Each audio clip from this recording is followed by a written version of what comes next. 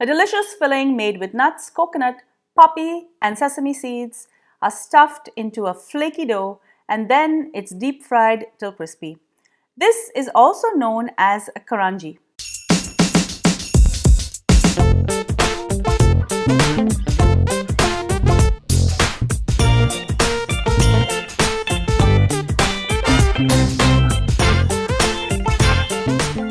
Hi everyone, welcome back to Cravings Food Adventures. I'm Cardamoms. We're all set for the holidays and today I'm going to show you how to make Neuries. This is a traditional sweet that's served by Christians all over India and even Pakistan, and they're simply little crescents that are stuffed with fresh coconut and nuts. It's absolutely delicious. Before I go any further with this recipe, do make sure you subscribe to my channel and make sure to ring that bell so you're notified every time I upload a new video. Now, let's get cooking. Let's start with the filling. I'm going to melt 1 tablespoon of ghee. I'm also going to add 1 tablespoon of semolina or rava. The semolina is going to give this filling some body and hold everything together. Next, I'm going to add the seeds of 4 cardamoms. I just crushed these in my mortar and pestle and I'm going to add it in. I love the taste of sesame seeds in this, so I'm going to add 2 tablespoons of sesame seeds. Next, I'm going to add a tablespoon of poppy seeds. Next, I'm going to add half a cup of crushed nuts. I have some cashew nuts, almonds and pistachios, and I just pounded this in my mortar. I'm going to add all of this in and give it a quick saute. Next, I'm going to add 2 cups of sweetened desiccated coconut. I'm going to add the coconut in and saute it. The use of desiccated coconut ensures that the filling will stay fresh longer. You can use fresh coconut as it's more traditional, but you will only have a few days before it needs to be consumed. I'm now going to add half a cup of raisins. I like to soak my raisins as they plump up. You can soak this in rum, brandy, or just fruit juice. Now I'm going to add 4 teaspoons of sugar.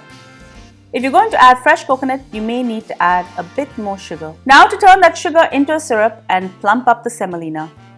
I'm going to drizzle in about 1/4 to 1/2 cup of water and I'm going to allow this to soak in before adding more as required. The filling is now ready. I'm going to allow it to cool and I will work on the pastry. I have 2 cups of all-purpose flour here and I'm going to add 1 teaspoon of sugar since this is a sweet treat. I'm also going to add 1 tablespoon of semolina and 1 tablespoon of ghee. I'm going to mix this in with my hands and I'm going to work in the ghee so the flour resembles breadcrumbs.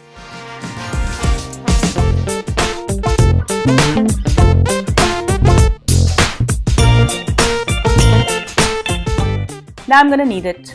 I have some warm water here. You will need about 1/2 to 3/4 of a cup of warm water and I'm going to knead the dough. The trick here is to knead this for at least 10 minutes. When one hand starts to hurt, I'm going to switch to the other one.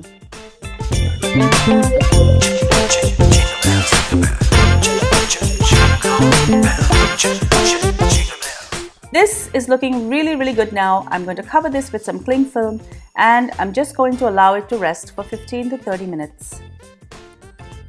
Once rested, I'm going to lightly flour my board and I'm going to make small balls out of the dough. The size of the balls really depend on how big you would like to make your Neuries.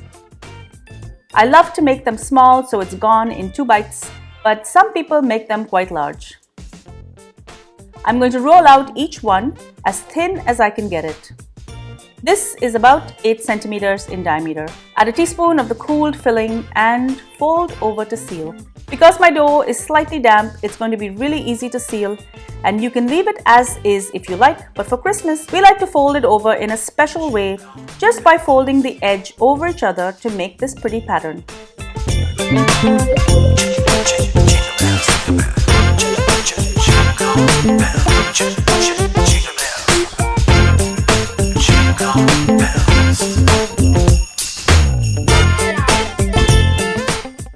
The reason I'm not rolling the whole batch of dough and cutting it with a cookie cutter is because by rolling it individually, you can get this quite thin. I'm now going to keep rolling, stuffing and pleating the rest of these.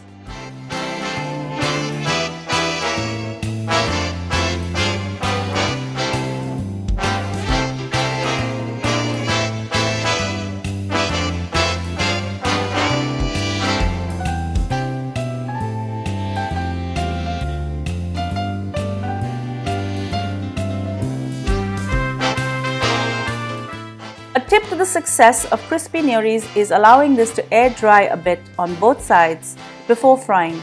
As you air dry, the moisture evaporates, creating a crispier dough. Because of the size I chose to make these, this batch of Neuries will yield 50.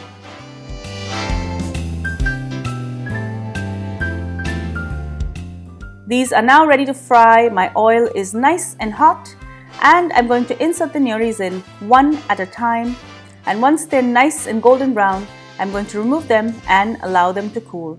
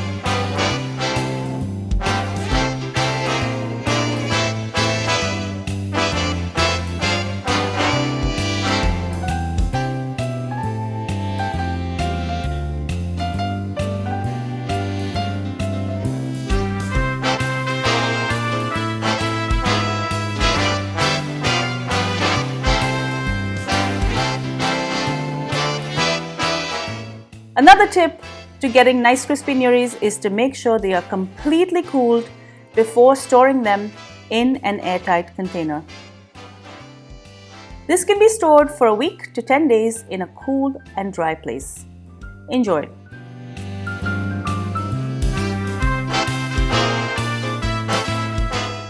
Thank you so much for joining me on Cravings for Adventures. I hope you enjoyed this delicious recipe for Neuries. They make a great addition to your Christmas platter. If you love this recipe, give it a thumbs up, leave me a comment, and don't forget, share the video with your family and friends so they can enjoy this wonderful recipe as well. And don't forget to follow me behind the scenes on all of my social channels. I'm on Facebook, Instagram, Pinterest, and Twitter. Until I see you next time, happy holidays and be safe. Bye.